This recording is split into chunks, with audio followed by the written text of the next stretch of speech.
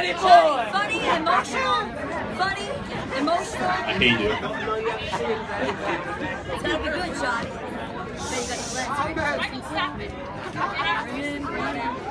Alright. Well, I've known this lunatic for the last 23 years. And we shared a lot of great times together. Most of the times I can't share with you. But I have a couple of stories that I would like to tell. When his pants ripped? Yeah. No. Maybe. Yeah, no. And Me to you in that. Maybe no. And I'll tell these two stories that I can actually tie it into this great day, and we're all having a great time. So I met Nicky when I was 12 years old, and what brought us together was actually hockey, and it still plays a big part of our lives. And amongst all of our friends, it's really a common theme or a common hobby that we all share, and it brings us together. So when we were little, we were really competitive, and we actually had a group of kids that lived up, on top of our block or in our neighborhood. And one of the things that I remember is that the summers were very long, and they were hot. And so we played a lot of roller hockey. We didn't have the access to the rinks that they have now. And basically what we used to do is we used to go to a clay court that was on the outside perimeter of a football field at Wagner High School. So if it was 100 degrees, it was 115 degrees. So there was one time we would have to carry the nets and bring up all our equipment and to make things worse. So we would play it all day, from 12 o'clock to about 5 o'clock. 5 o'clock at the end of the day, or 6 o'clock. And what would happen is we would play these kids, and especially we hated losing. Oh, at least I did. I hated losing to these kids. And so one time we didn't have any water. We ran out of water. I don't know what was happening, but this kid right here wasn't doing too well. And I wouldn't let him. I wouldn't even give him a break because we were losing. Well, not only did we bring the net up there, I sent him home with the net. It was like 7 o'clock at night.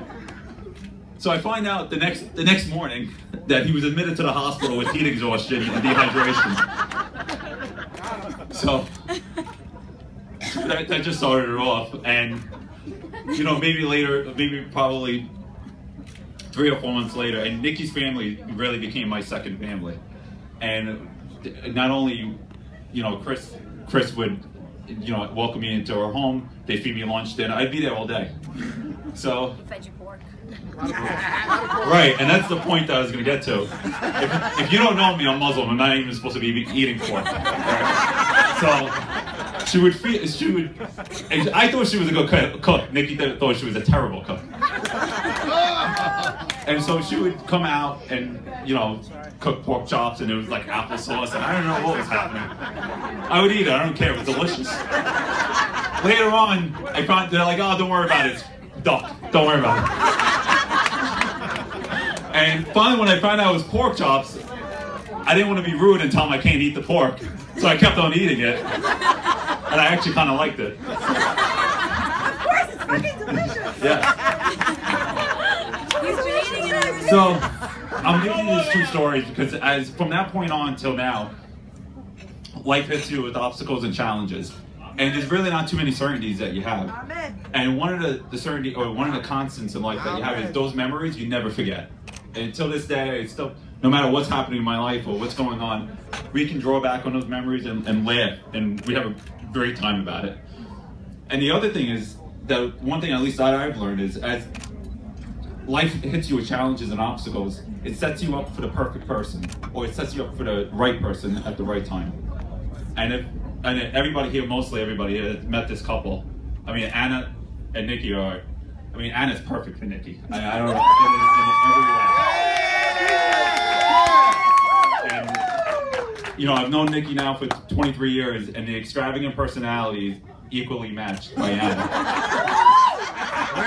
So when Nicky told me that he was getting married 2 months ago, he told me the wedding was in August. I thought August 2016. 16. It was like in 8 weeks. The smile that was on my face, I was so selfish about, because I wasn't only happy with him. I was selfishly happy that not only that my brother's getting married, who I love to death, that I'm actually gaining a sister out of this, and I can add to my family. I can't tell you how much I love you, buddy. I love your family. And God bless you. And this has been the greatest day. What a great day, and I couldn't be happier.